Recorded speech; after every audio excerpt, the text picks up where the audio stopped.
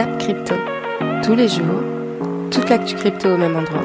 Et pour me soutenir, abonne-toi et active la cloche pour ne pas manquer le prochain Zap Crypto.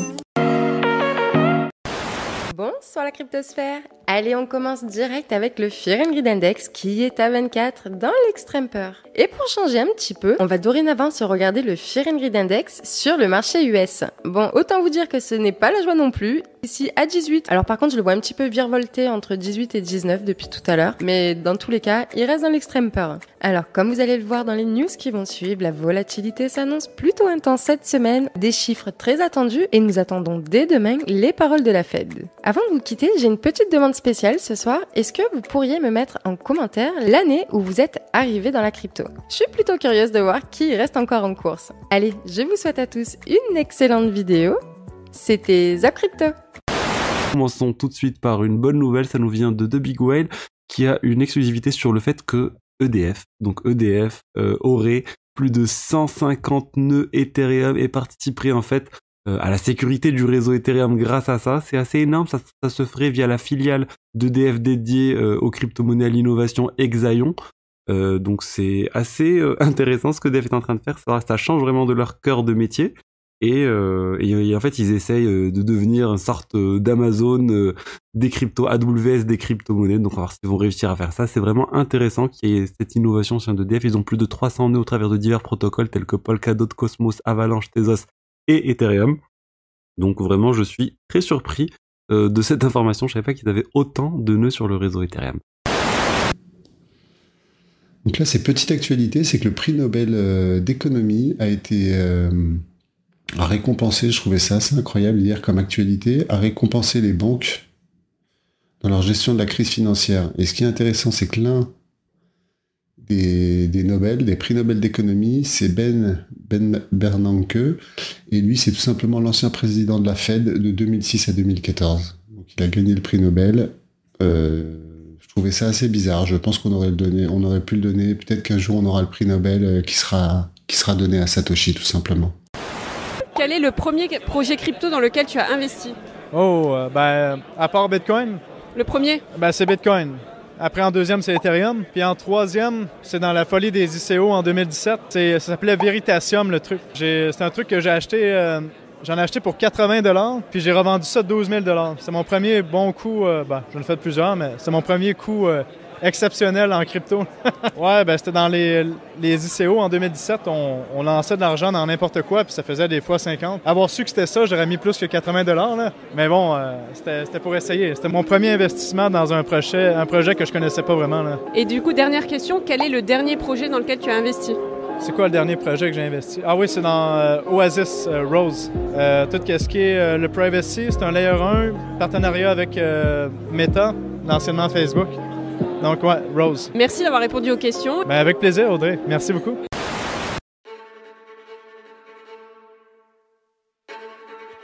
Rien ne va plus entre les deux premières puissances mondiales.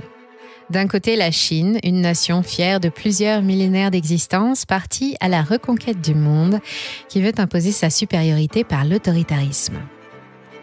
De l'autre, une terre de liberté fondée par des entrepreneurs, les États-Unis, qui voient d'un mauvais œil cette concurrente qui dispute régulièrement son autorité et tente de lui voler le trône qu'elle occupe depuis la chute de l'Empire britannique. Depuis 2018, on avait senti comme un front entre les deux, et aujourd'hui, c'est devenu explosif. Pendant que le monde s'interroge sur une possible guerre dans le golfe de Taïwan qui obligerait les États à entrer en conflit avec la Chine, une autre guerre est déjà déclarée entre les deux superpuissances.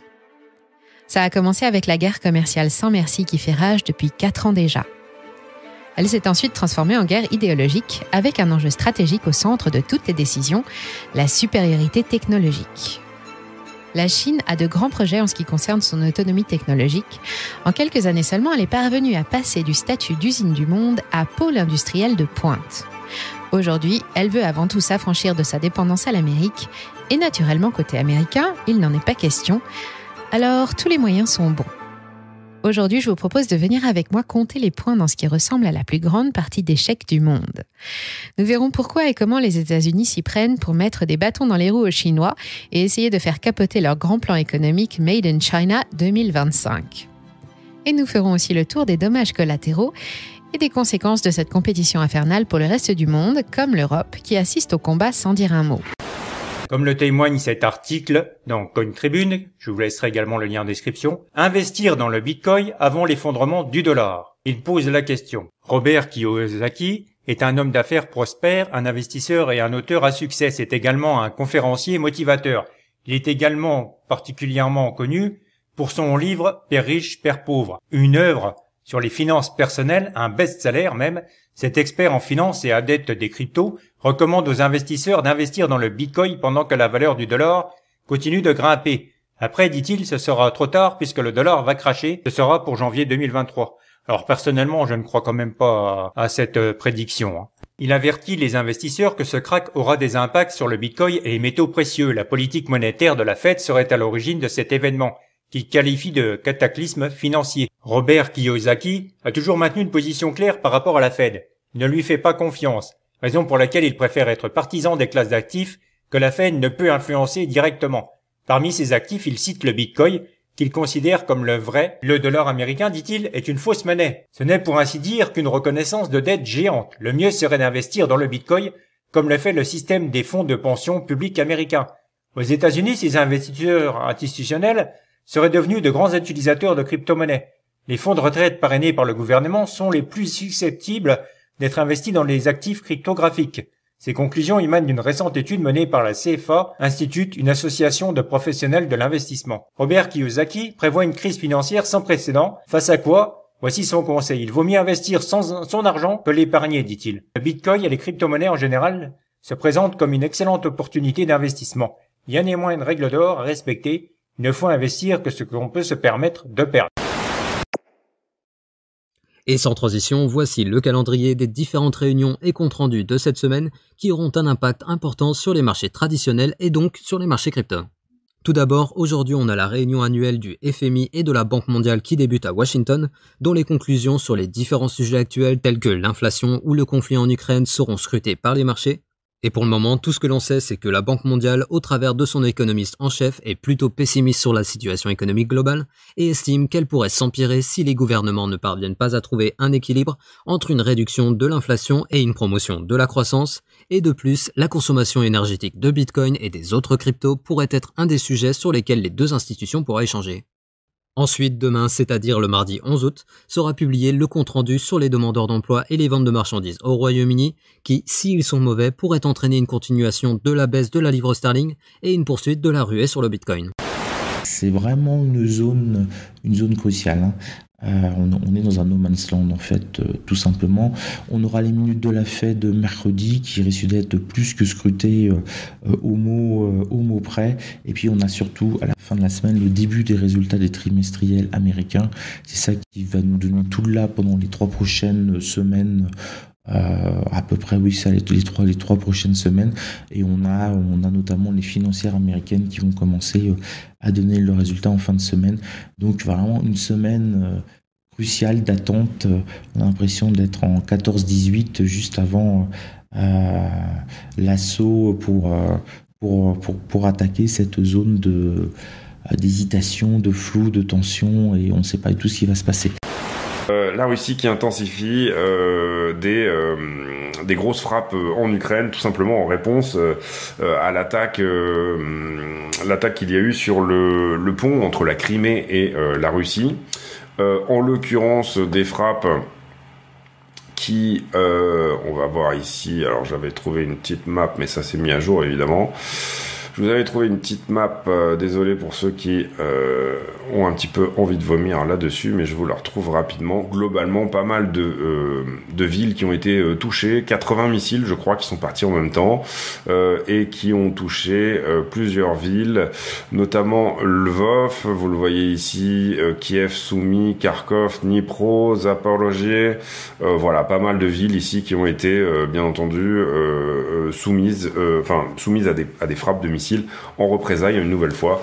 Alors c'est des frappes tactiques, hein, ça reste voilà des objectifs on va dire stratégiques, mais bien entendu je crois qu'il y a eu une dizaine de morts dans ces frappes-là, et on ne veut pas nous d'une intensification de la guerre en Ukraine, tout simplement pourquoi déjà d'une certaine manière, tout simplement parce que on n'est pas du tout pour la guerre déjà d'une manière générale, mais d'une certaine manière vous voyez que le blé ici nous fait un plus 7% aujourd'hui.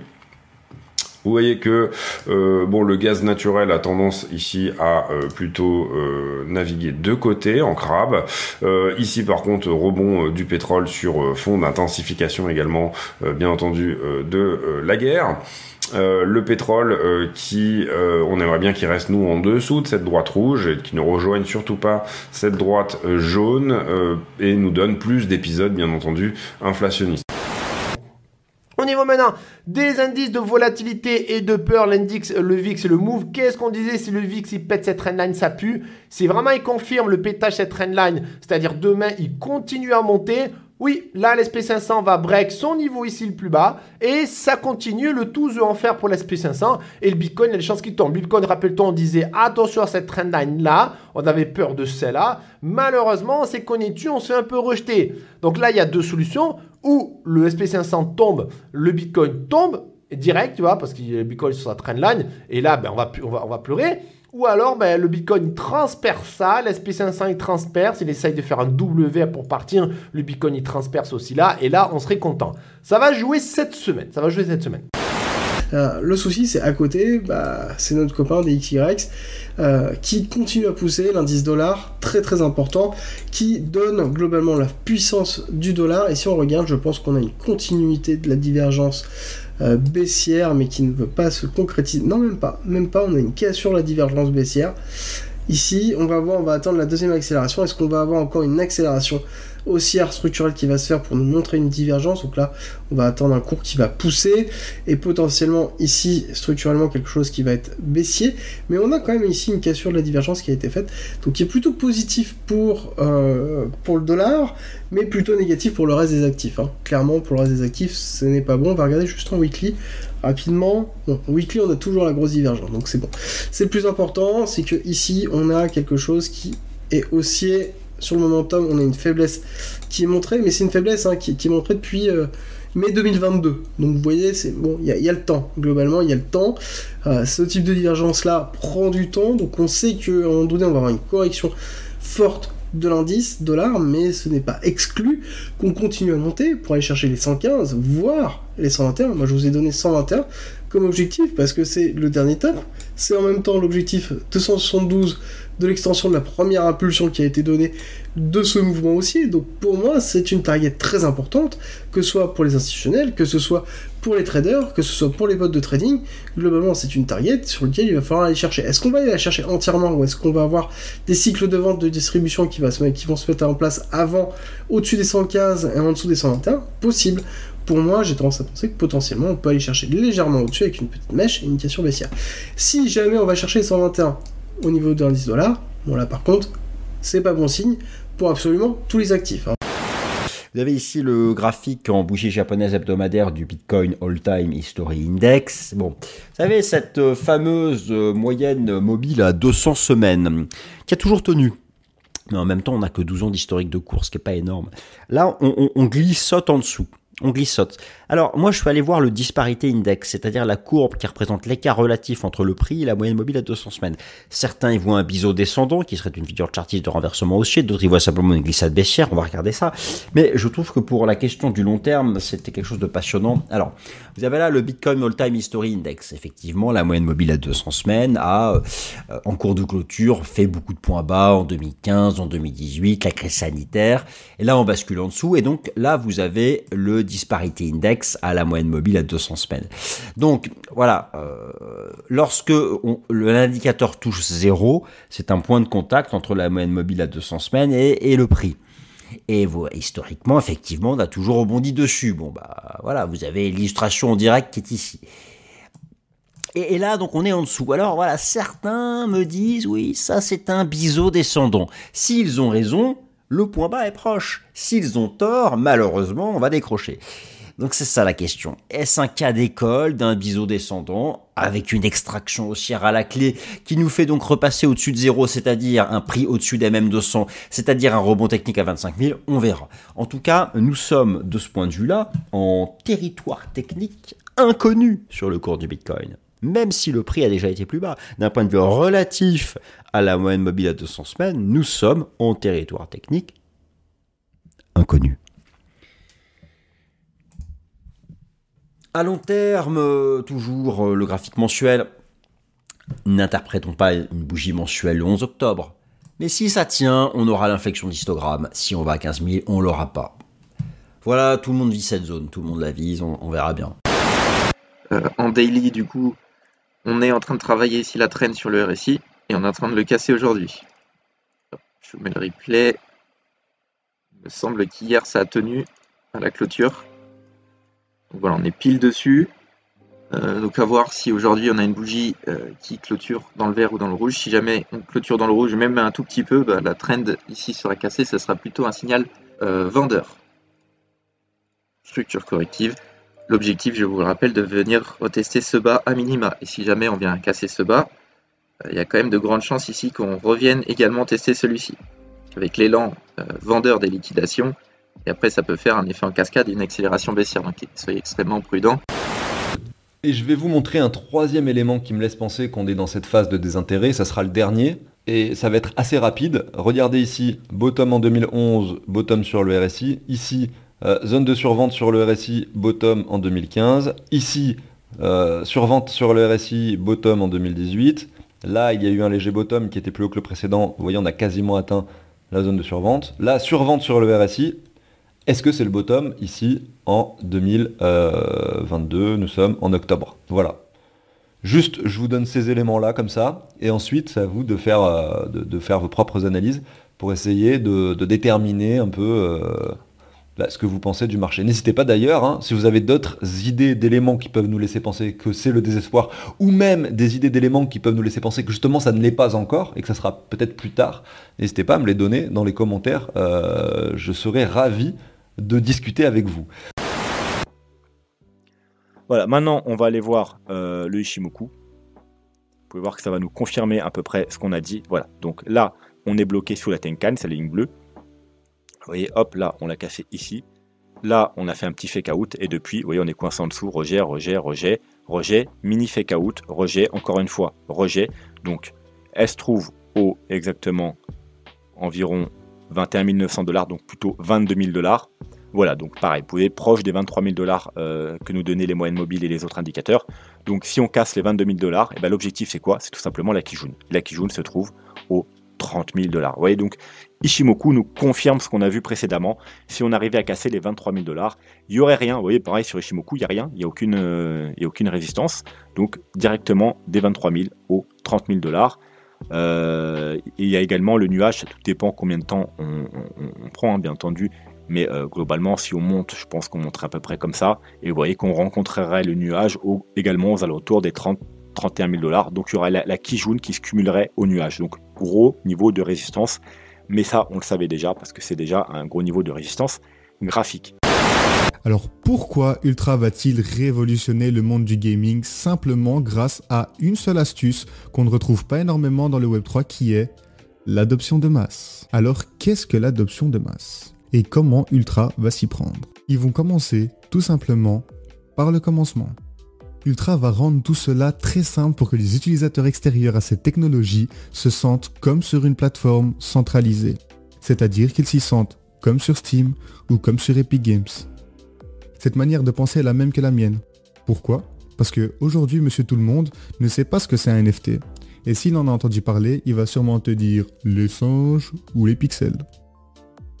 Malheureusement, monsieur tout le monde, si on lui demande de se créer un compte Binance, d'acheter de l'Ethereum et de l'envoyer sur son compte Metamask qu'il aura lui-même créé juste après celui de Binance, il sera très vite perdu. Arrivé sur l'application, il passera 3 jours à comprendre tout le système d'achat, d'envoi, de site, de Gwei. Et je vous en passe tout ce qu'on a vécu en commençant dans la crypto, bien évidemment. Ce qui est différent dans la réalité virtuelle et augmentée par rapport à toutes les autres formes de plateformes numériques existant aujourd'hui, c'est ce sentiment de présence. Le sentiment d'avoir une expérience physique et qu'on est transporté dans un endroit en présence d'autres personnes. C'est très différent de tous les écrans que nous avons aujourd'hui, téléphone, télévision, etc. Souvent, ces technologies essaient de proposer des expériences de haute fidélité.